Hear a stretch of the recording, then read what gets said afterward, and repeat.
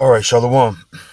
I want to start off by giving all praises, as always, to Yahweh Bashim Yahweh Shai, Bashim Ruchak Wadash.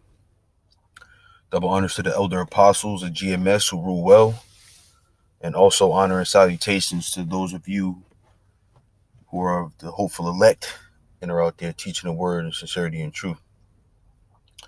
All right, so today I wanted to talk about something that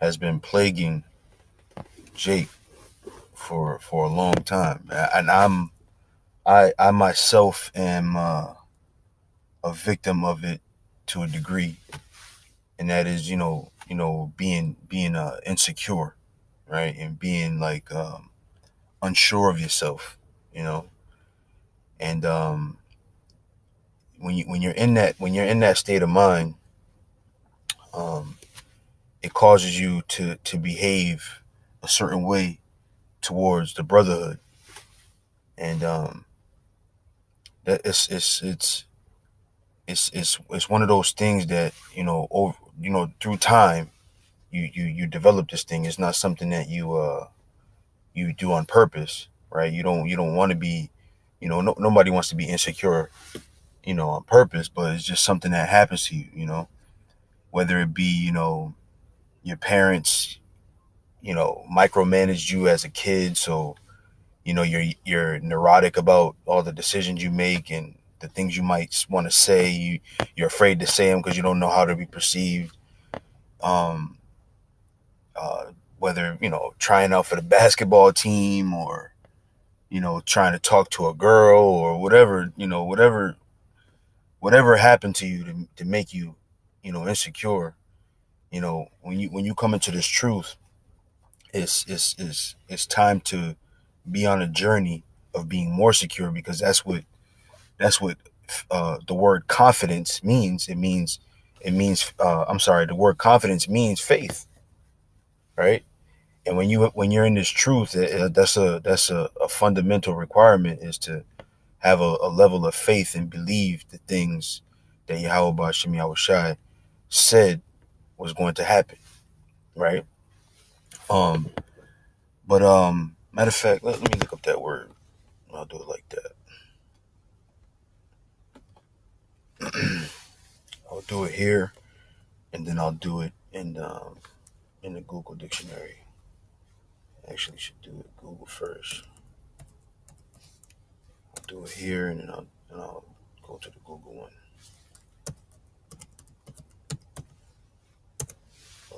Hopefully, definition. Confidence. The feeling or belief that one can rely on someone or something, firm trust, right? The state of feeling certain about the truth of something, right? A feeling of self-assurance arising from one's appreciation of one's own abilities or qualities, right? And this is really what we're going to talk about: a feeling of self-assurance. Be and how you can become self-assured, and I'll get into it in just a second. Um, I'll look it up here. Just click on it.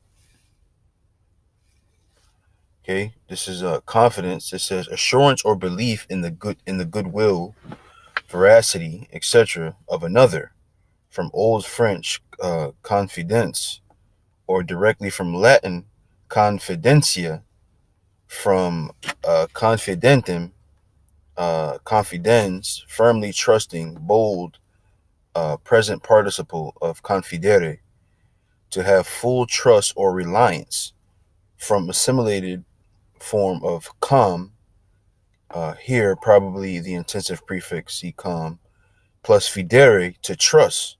Okay, and this is where the word faith comes, fider or fidere. That's where the word faith comes from, right? So to have confidence, if you break the word down, con or com, I think it's going to go back to the Latin, which is with. Let's look it up real quick. Usually, see, word forming element, usually meaning with or together, right? So it just means to have confidence or be with faith, rather, to be with faith. Okay. And that's really what we need in this truth, to build up ourselves and have faith, and not only in Yahweh Hashem Yahweh Shai, but in each other. All right. So I said, I wanted to talk about this one right here. A feeling of self-assurance arising from one's appreciation of one's own abilities. So Jake got these insecurities, right? And they come about throughout, the course of your life for whatever reason. And Jake, whatever, for whatever reason, people associate the Bible with perfection, right? And they think that if you're a teacher of it, right, you have to exude this perfect personality, right? And what happens is, this is what makes preachers get fucked up. And I'm not talking about pedophilia, but I mean preachers. They have this. They want to carry this persona of perfection, and when they get caught messing with one of the young girls in the church, or they get caught, they skimming money off the top and all that, because the reason why those things hit so badly is because you was out there trying to act perfect. But the scriptures, on the contrary, show that I know you're not going to be perfect. This is why we need a deliverer, right? So matter of fact, what is that? Need not a physician. I don't know how to spell physician. I think that's it. Need not a physician. I think that's how it's worded. Ooh. Matthews 9:12, it says, but when Yahushua heard that, matter of fact, let me go up a little bit. Go up a little bit more. Start at 10. It says, Matthews 9:10, and it came to pass, as Yahushua sat at meat in the house, behold, many publicans and sinners came and sat down with him and his disciples. And when the Pharisees saw it, they said unto his disciples, why eateth your master with publicans and sinners? But when Yahushua heard that, he said unto them, they that be whole need not a physician, but they that are sick. But go ye and learn what that meaneth.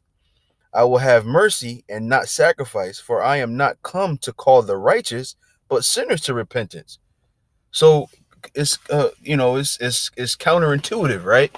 You think that when you're a teacher that you're supposed to be this perfect vessel, but it's on the contrary. The Lord made us in this imperfect body, and He wanted us to depend solely on Yahweh Hashem Yahweh Shai, man. We need a physician. So you're gonna have things about your personality that are like that you're nervous about. I don't like the way my voice sounds. Or, if Levi, we got a couple of Levites in our camp. We tease them, in love about their accents, and that can sometimes plague you from talking, and you. What happens is when you have these insecurities or these quirks that you're worried about, you bottle yourself up, and you become standoffish, man. And that's not the way to be in this truth. It's not. You shouldn't be standoffish. And granted, let me say this, this disclaimer. I'm not saying you got to be around brothers all day, every day. Nobody wants to do that. The Lord Yahweh Shai even dipped out from time to time to be by himself. You need your alone time. That's imperative.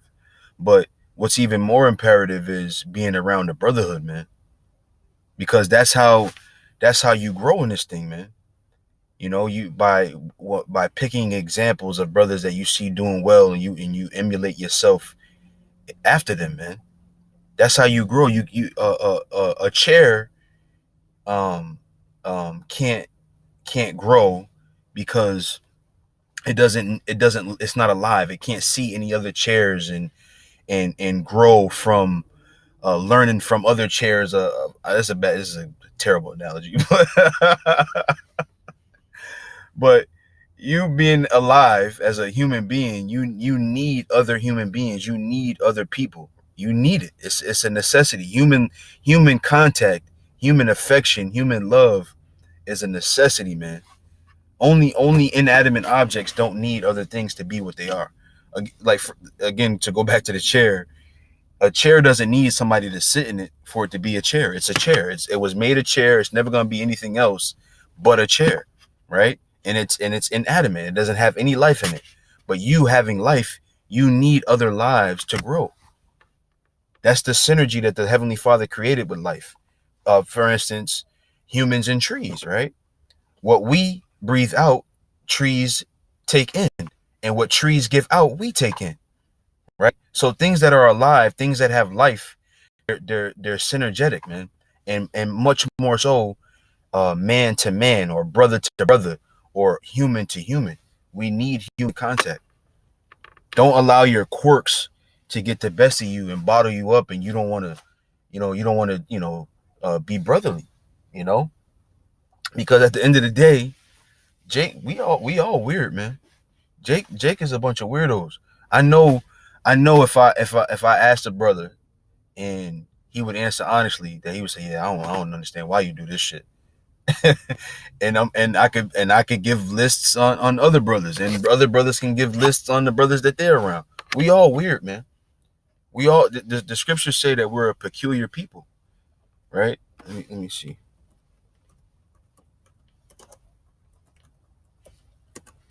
I think that's how you spell it.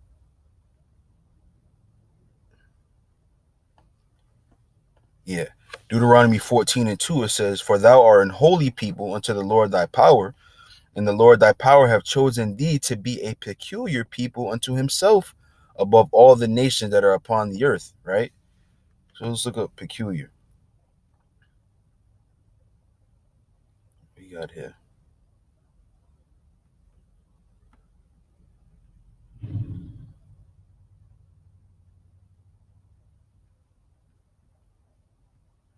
Okay. Possession, property, valued property, peculiar treasure. So we're gonna have to do this. See, bear with me for a second here. How do I forgot to do this? Here we go. Search Google. Peculiar. Okay. Strange or odd, unusual. Okay. Strange, unusual, odd, funny, curious, bizarre, weird, uncanny. Okay, I'm not gonna repeat that one. Unexpected, unfamiliar, abnormal, atypical, anomalous. We that and that's our people, man. You look at Jake, man. Go watch a clip of Soul Train from the '70s and see all them dances that was going on. Jake is weird, man. Jake is a peculiar people. Okay, or go look at some of the outfits that Jake has come up with over the last few decades, or in times past, last few centuries even. You know, Jake is a peculiar people, man, and you have to be that way to be the salt of the earth, because Jake, we're groundbreaking. We're inventors, right? We're uh, we're scientists, right? Doctors. In order to do groundbreaking things, you have to be peculiar. You have to be strange. You have to be outside of the box. But America, in this captivity that we've been in, has taught you that you should be ashamed of your quirks. You should be ashamed of your differences. But no, that's what makes you you, you know? And then you get bottled up and you start to say things like, "Oh, that's just my spirit. I like to be by myself." No, it's not. No person wants to be alone. It's against human nature. It's against human nature. It's against human nature to be by yourself, man. You come into the world in relationship. The first thing you see, your first experience of being alive is being with your mother, sucking on the breast of your mother for food, right? Depending on the warmth of your mother for sleep, the restriction of your mother for comfort. Your first entry into life is human interaction, man. Before you're alone, you're with somebody. You start off and you can go all the way back even to the cell of the semen, right? The sperm cell. You're in your father's sack. You're never you never lack human support from the time you're creating the testicle all the way to death, man. And the only time you don't need people is when you're dead.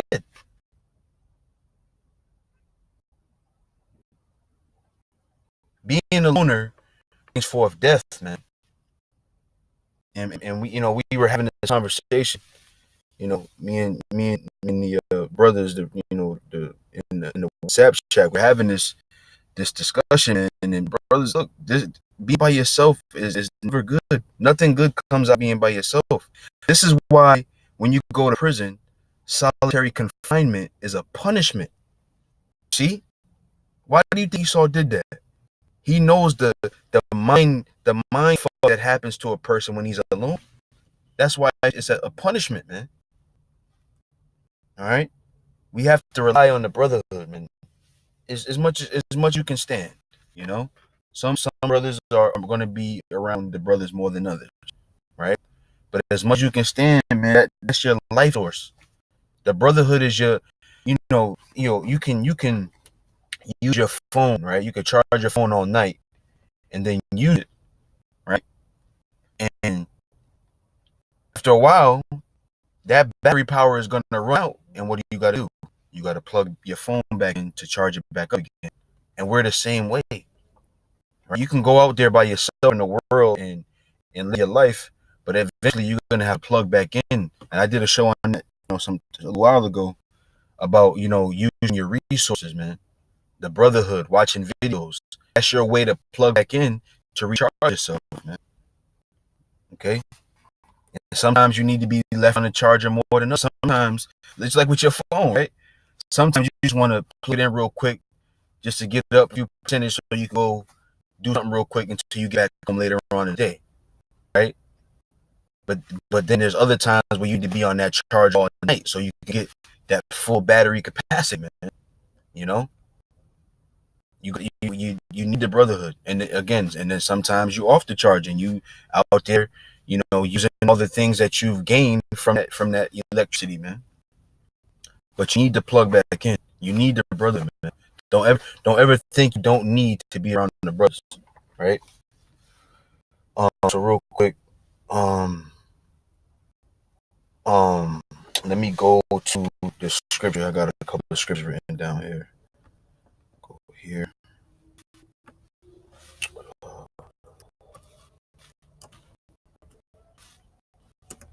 This is Philippians 2:1. I want to show something really quick.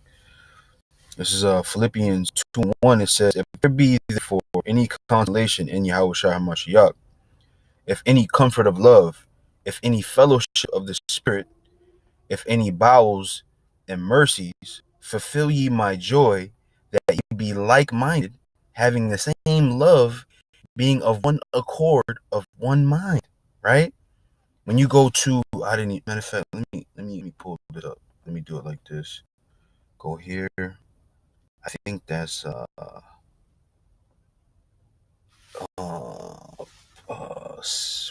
think it's. I want to say. Let's just try that. Corinthians 12. I think that's what it is. 1 Corinthians 12. Yeah. I will start at 4. It says, "Now there are adversities of gifts, but the same Spirit, and there are differences of administrations, but the same Lord, and there are diversities of operations, but it is the same power which worketh all in all. But the manifestation of the Spirit is given to every man to profit withal." I'm trying to find a point. Okay, let me jump down to 10. It says, "To another, the working of miracles; to another, prophecy; to another, discerning of spirits; to another, of diverse kinds of tongues; to another, the interpretation of tongues. But all these worketh that one and self same Spirit, dividing to every man severally as he will." Okay? For as the body is one and hath many members, this is what I was looking for, and all the members of that one body being many are one body, so also is a Mashiach. So just like your heart, right? Your heart pumps blood to your organs so that your organs can work, right?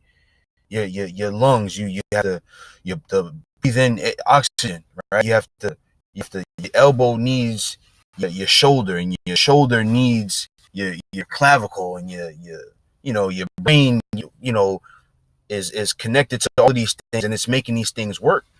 This is the same thing in the body, man. The Lord Yahweh Shai didn't use the example of the body for no reason, man. Right? When you hear the scriptures talk about Yahweh Shai as being the cornerstone, right? And you take the analogy and you build upon it, right? When you're doing construction, you use that cornerstone. That one cornerstone is going to be the thing that is the set for the rest of the building, man. You're going to build the rest of that building based on where that cornerstone is positioned, and every stone after that is important. Its position, how much cement is laid on it, right? If it's at the right angle, at the right depth, right? So, and then every stone that's built upon it has to have the same rule, okay? So in all these analogies, they all equate that you need the brotherhood to build a building, to build a house, to build a body. Everything depends on each other. Every living thing has a dependent. Every living thing, man. There's not one living thing that has life that doesn't have a dependent, man. Okay. So so going back, this is back in Philippians, it says, back in the second verse, it says, "Fill ye my joy, that ye like-minded, having the same love, being of one accord, of one mind. Let nothing be done through strife or vainglory, but in lowliness of mind, let each esteem one better than themselves." How can you do that if you by yourself? If you don't have an example of people that you esteem greater than yourself, how do you do that alone? You can't. Okay. All right. So this is verse 4. It says, "Look not every man on his own things, but every man also on the things of others," man. You know, you can't be selfish, man. This is the point. Let's say it is your spirit, right, to be alone. Let's say that's your thing. I like to be by myself, which is fine, right? But how can you worry about the things of others if you're that way? You have to give away yourself. You have to give up the things that you like, the things that are that make you for the betterment of this truth, the furtherance of this truth, man, the furtherance of the brotherhood, the furtherance of the body. There is no such thing as an insignificant piece to a body, man. This is why Esau, his science is fucked up. They'll cut out your pancreas, right? Now the reason why you have or they'll say you don't need your pancreas, right? Or that your pancreas doesn't have a use, but it does have a use, right? The pancreas was for those heavier herbs and barks that we use for medicines. That's what your pancreas is for, to process those things, right? But they'll tell you that your pancreas doesn't have a use. But even your tonsils, these things that Esau removes that they think are insignificant, they all have a use, man. They all have use. Okay. This is verse 5. It says, and this is the important part, right? Because listen, just listen, right? So, "Let this mind be in you, which was also in Hamashiach Yahushai, who being in the form of the Most High, thought not robbery to be equal with the Most High, but made himself of no reputation, and took upon him the form of a servant, as when made in the likeness of men," right? So he put off himself, right? Here it is, he's the second man in all the universe, but took that and put it off himself to humble himself to be a minister unto the brotherhood, man. Okay. "And being found in the fashion as a man, he humbled himself and became obedient obedient unto death, even death of the cross, right? So I want to show an example of that humility. Okay, this is excuse me.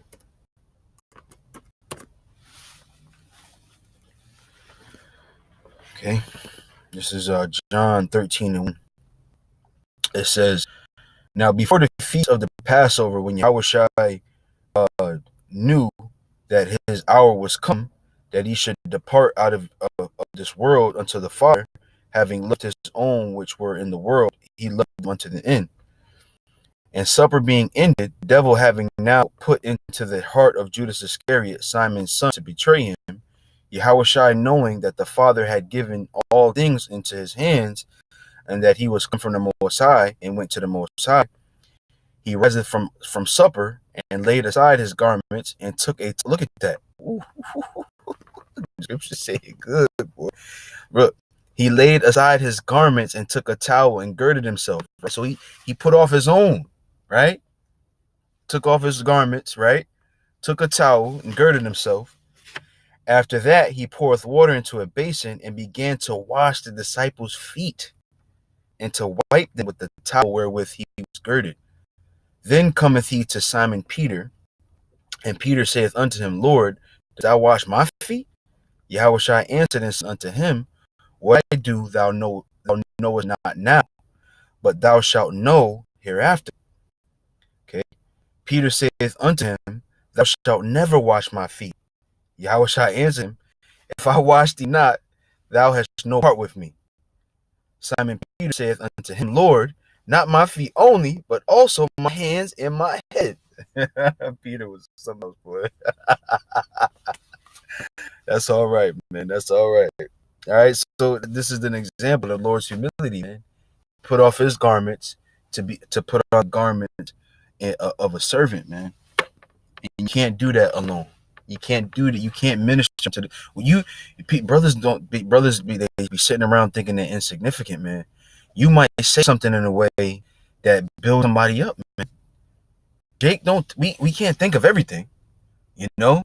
You might say something that brother go, oh shit, I never looked at it like that. That's powerful, brother. Wow, I'm gonna use that, you know. But Jake's so worried about how people think of them, what you know, how they're being perceived, and another thing too. I read in this book, it was called the Principles That Govern Social Interaction. It said that women have this mindset of people are always talking bad about them, and where that insecurity comes from is because they themselves are always talking bad about somebody else, right? My granny said that, man. People think you're gonna do to them what they would do to you. See, that's where that insecurity comes from, man. So put that off for you, man, and build up some confidence. Okay. So I had some more scriptures written down. Maybe if the Lord permits, there's only 3 left. I'm running out of time here. So for the time, I'm gonna stop right there. I give all praises to Yahweh Ba'Shem Yahushai, Ba'Shem Rachad Wadash. Double honors to the elder apostles and GMS who rule well.